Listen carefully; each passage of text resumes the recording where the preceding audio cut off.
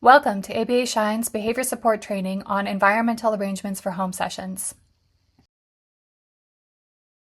The topics included on the agenda are defining environmental arrangements, safety, routines, and engagement. First, we'll start with defining environmental arrangements. Environmental arrangements are one of the three main things that contribute to a person feeling safe. Relational cues from other people, environmental cues, and internal cues are all things that contribute to the brain sending a signal that it is safe and staying in a happy, relaxed zone of regulation. This training will focus on maximizing environmental cues through environmental arrangements to send those safety signals and help our clients stay calm. Environmental arrangements are proactive antecedent strategies that modify physical spaces, materials, or routines to encourage desired behaviors and prevent triggers or challenging behavior. Instead of reacting to problems after they happen, we can set up conditions ahead of time to make challenges less likely to happen at all. Behaviors are how people use their bodies to interact with the physical spaces that they're in, and so making changes to those spaces can often change behaviors. For example, imagine you're in a foreign country where you don't speak the language and someone invites you into their home. How would you feel? I'd personally feel a little nervous. I'd wonder about how I would get back to my hotel from their house. I'd probably wonder what their home is like what if I need to use the bathroom, or what if I'm really tired and need to sit down? Will they be able to accommodate my needs? I'd be very nervous about us understanding each other. How would I let them know when I need something or when I'm ready to go home? I'd also wonder what we're going to do. Are we going to eat, dance, pray, or something else? This amount of uncertainty might make me not want to take the risk of entering the person's home at all. This is the kind of uncertainty that many of our clients feel when they're in a new space or when a new person enters their space. Many of our clients have difficulty with communication barriers, unexpected changes, and not knowing the plan. Neuroscience research supports that when environments are predictable, organized, and understandable, then people feel safe and regulated. When environments are unpredictable, chaotic, or confusing, then people feel unsafe and dysregulated. When staff and clients share a space together, this phenomenon goes both ways. Staff can feel more confident when they can predict their clients' behavior, and clients feel most safe when they can predict their staff's behavior. Environmental arrangements can really help with this balance. Environmental arrangements are supported in research as an effective behavioral support strategy. Here's an example of a study where changing where students were sitting in a classroom and where teachers were standing was shown to help increase student engagement and participation. The biggest changes appeared to be happening in the art class depicted in the middle pictures. Before, a few students were sitting independently at desks and teachers were a little bit more spread out. But when all of the students were seated at a big table together with teachers closer together, then participation and engagement in the circle and square lines on the graph next to it increased a lot, and out-of-seat behavior in the triangle line decreased. Changing where things and people are in a room can change how people behave in that room. During our sessions, we should ask ourselves, is this environment safe, predictable, and engaging for the client? If you can optimize all three of these elements, then you can really decrease the chances of challenging behavior happening. Next, we'll talk about targeting safety with environmental arrangements. Sometimes a client might engage in challenging behavior simply whenever the environment presents an opportunity. This can include preferred or restricted items being left out within their reach or view, exits being left unsecured, or times when supervision is reduced because staff or other people are distracted. In many cases, controlling for these variables can help prevent unsafe behavior. Different people's homes can contain a lot of potential hazards like wires, exits, sharp items, cooking or heating equipment, medications, and chemicals. Your personal items may not necessarily be a big danger, but keep in mind that novelty is often interesting to our clients, and so they might be a little extra interested in your belongings and rummaging through open bags if they're given an opportunity.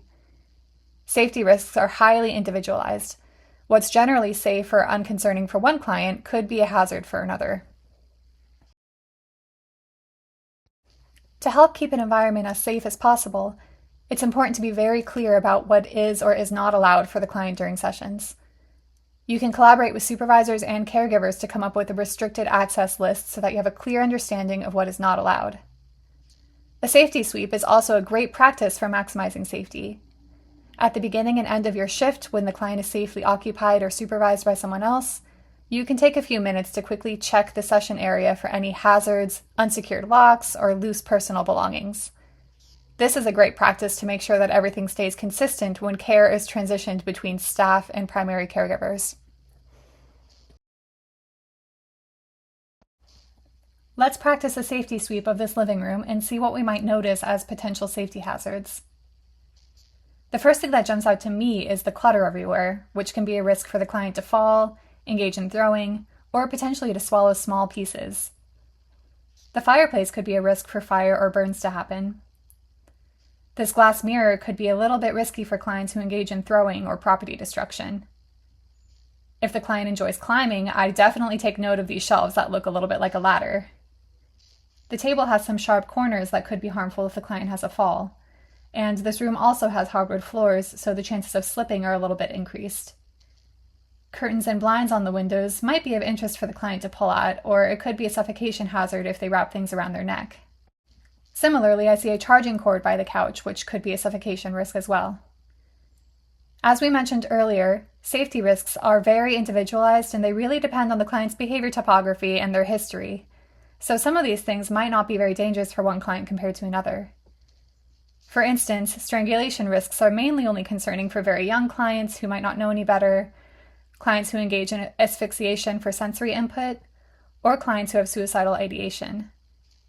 But generally, regardless of how the client behaves, just getting in the habit of scanning a room and noticing potential risks is a good preventative strategy. Next, we'll review a few examples of specific environmental arrangements that can help reduce the chances of certain challenging behaviors happening.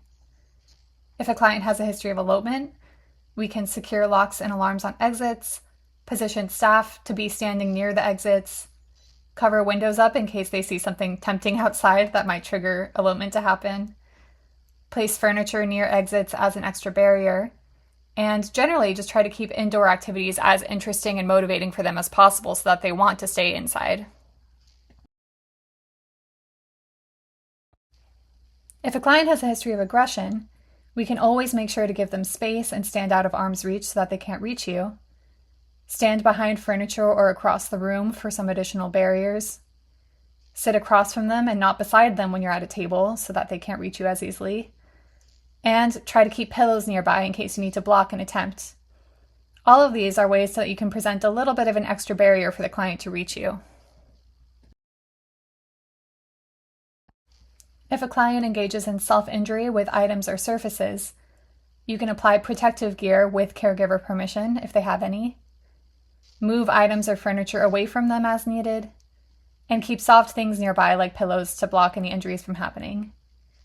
You could also offer an alternative that is a little bit safer for them to engage in SIB with.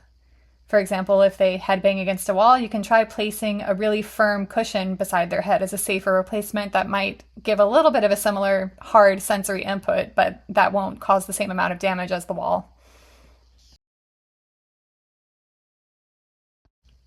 If a client has a history of property destruction, it might be a good idea to keep surfaces clear of throwable clutter as much as possible, remove any lightweight furniture that the client could pick up, and generally try to avoid any areas with fragile or breakable things as much as possible, like windows or mirrors. If a client has a history of swallowing non-food items, we can try to sweep the room to control for things like toys, medications, batteries, and chemicals. We could also check any toys or broken things that might have small pieces that could be broken off and swallowed. And we could always try to make sure that they have something appropriate for putting in their mouth, like a chewing device, gum, or snacks. Again, safety risks are very individualized, and what's risky for one client might not be a concern for another. Noticing potential risks in a space and managing them ahead of time can really help set you and your client up for a successful session. But also remember that our clients might struggle with these unexpected changes, which can include moving things around. Remember that we're working in someone else's home and we should collaborate with families before making changes to their home. Next, we'll talk about developing routines. A client might be more likely to have challenging behavior when they feel anxious or nervous, unsure of what's coming next, unsure of what a new person will do in their space, and unsure of when their favorite things will be available or taken away. Routines can really help reduce a lot of these concerns. Predictable daily routines are consistent, repeatable sequences of events that happen in a similar way every time. For example, many of us have a general morning routine that we follow when we wake up and get ready for work.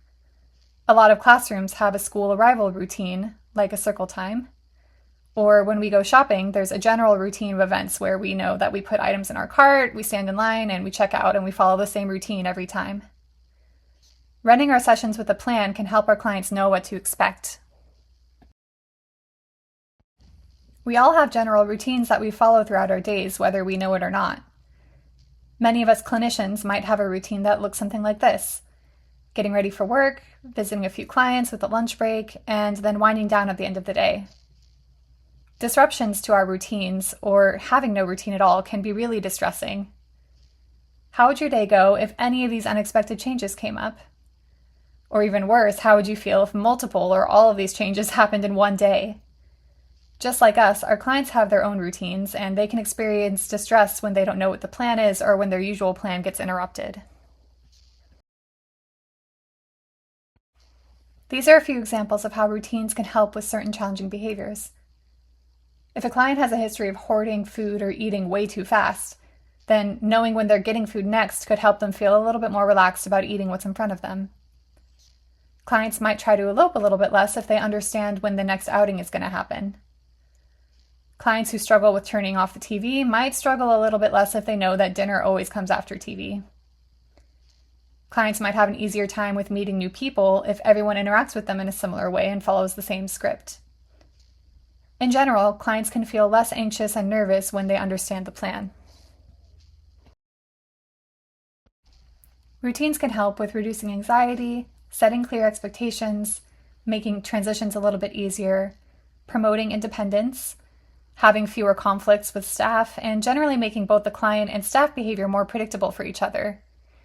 When you have a routine in place for your sessions, then the client has a better understanding of what you're going to be doing, and you have a better understanding of what your client is going to be doing, which can help everyone stay safe and calm and regulated. Research supports routines as an evidence-based behavioral strategy to reduce challenging behavior. In this study, with 200 participants of children with different kinds of neurodevelopmental delays, the results found that families who followed routines at home reported decreased parent stress and less challenging behavior events from their children. Visual schedules can be a helpful communication tool to show a client what the routine is going to be for the day. This is an example of how a schedule used in a school or ABA clinic might look. Since there's no pictures, I'd probably assume that this is more of a tool for the staff to reference themselves and follow, rather than a tool for them to show their clients. It's usually a little bit better to include pictures for showing clients. This one contains specific timestamps for the staff and client to follow. For long sessions, this type of a structure can help BTs manage their time, plan activities, and coordinate shared spaces or resources with other BTs and clients. Some BTs might prefer this type of a structure for their sessions. Home sessions are generally much more flexible and fluent. Instead of following specific timestamps, home routines are usually a simple sequence of first-then activities, like first staff arrive and then they play a game, but the times and durations of those events don't really matter. Routines can be as simple or complex as clinically indicated by client need, session duration, or staff support needs. Some clients with short sessions might do well with a pretty brief and simple routine structure. Some clients with long sessions might do better with a more specific plan that has more steps to fill the time. It's good to keep in mind that clients may be more likely to want to follow a routine with their staff if they get to be involved in creating the routine as well. For clients who can communicate in some way and whose preferences tend to change a lot day to day, it could be a good approach to start off every session with just sitting down with them and making a list of planned activities for the day that can change every day. We should always adapt to our clients' preferences whenever possible and avoid imposing rules on them without a good reason. Some clients may like to switch activities a lot, and sometimes they might not know what their options are. So a visual activity menu listing out their options could be a useful tool for allowing them to make choices for free time activities. Part of following a routine involves transitioning between different types of activities, and using the same transition cues every time is another type of routine that can help the client understand what's happening. We can use timers, countdowns, and songs to help signal when an activity is ending or starting. These are a few different types of visual timers that can be really helpful. Some clients may have difficulty with understanding time, so if you just say, we're going to do something in 5 minutes, they might not be able to tell how long 5 minutes is, and they might not be able to read a clock. Choosing a timer with a visual component that is really easy for a client to understand can be really, really helpful. Countdowns are also a common strategy, such as when we get to 1, we're going to go inside. 3, 2, 1. In my experience, sometimes clients can have a preference for counting up or counting down, and so you should feel free to experiment and see which one your client responds to the best. Lastly, for some of our younger clients or clients who enjoy music, singing songs during an activity can really help them understand how long it's going to last. For example, some clients don't wash their hands for long enough. They might just stick their hands in the water for 1 second and then try to move on. So to help slow them down, we can sing something like, wash, wash, wash your hands, wash, wash, wash your hands, wash, wash, wash your hands, wash our hands together. And then they know that at the end of the song, that's when it's time to dry off and go. Remember, routines are a support tool, not a rigid schedule. They can provide suggestions for how the session might flow, while still allowing the client to have some choice, flexibility, and preferences. As their support staff, we can do our job by presenting clients with opportunities to follow a routine, like maybe reminding them of what's coming next or showing them a plan, but they're not required to comply. If the client isn't interested in a planned activity, don't force it just because it's next. Instead, follow their cues and adapt.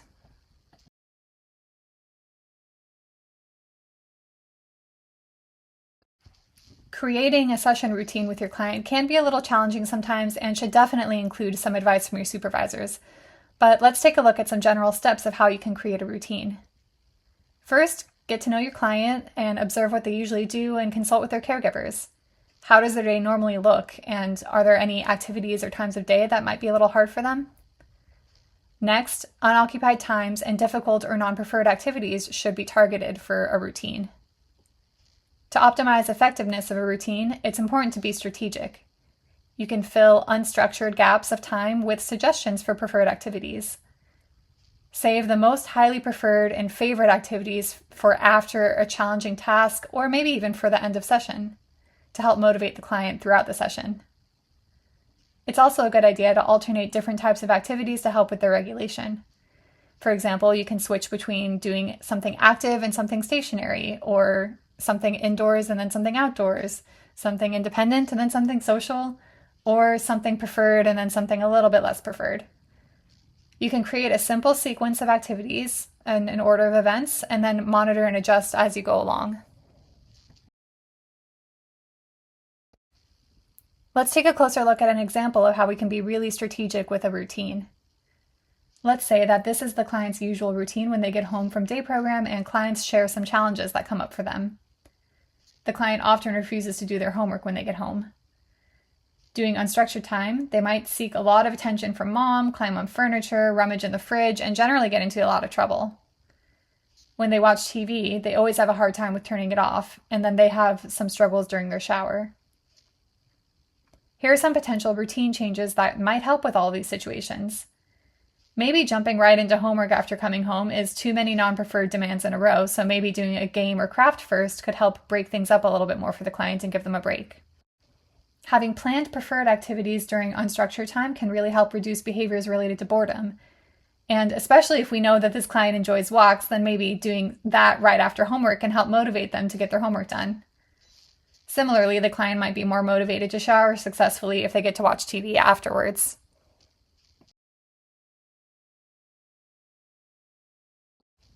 After we implement this new routine with this client, we'll want to troubleshoot and make sure that it's successful.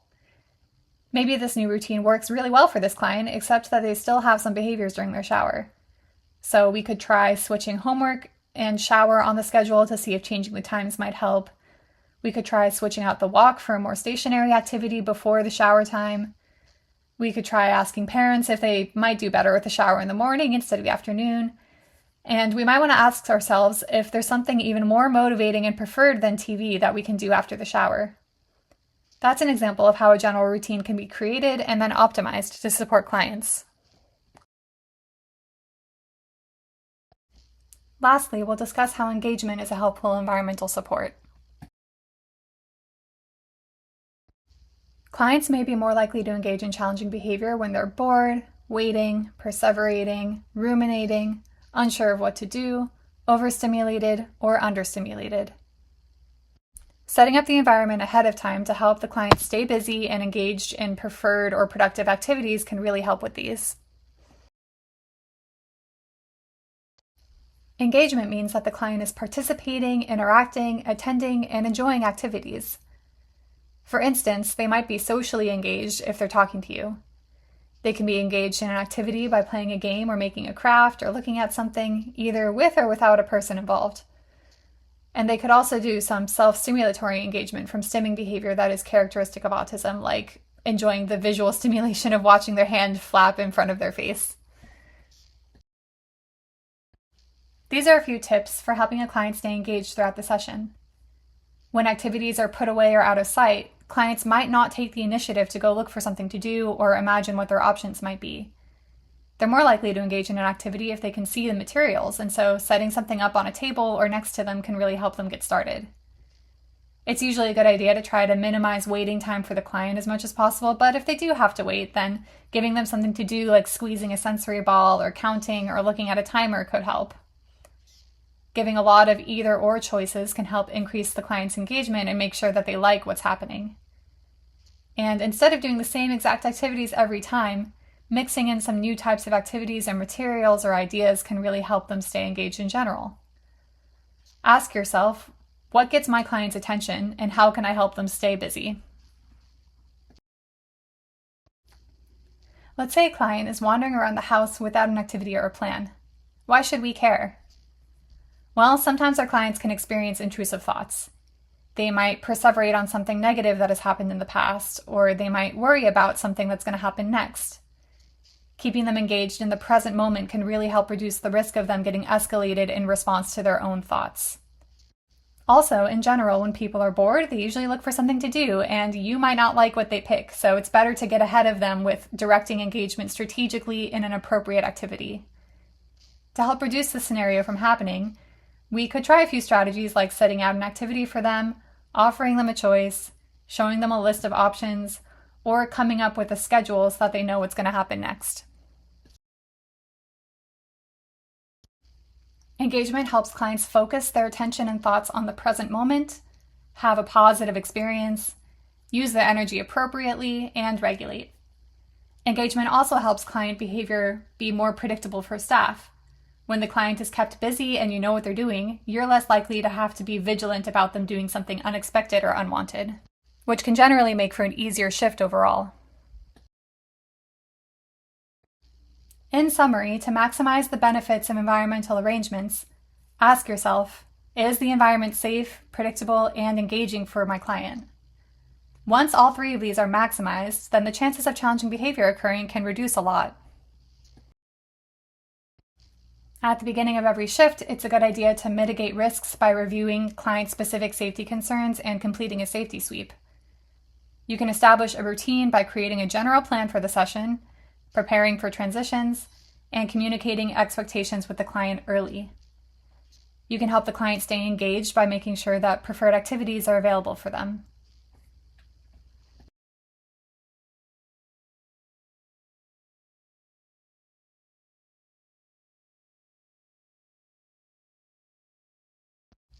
This concludes ABA Shine's training on environmental arrangements for home sessions.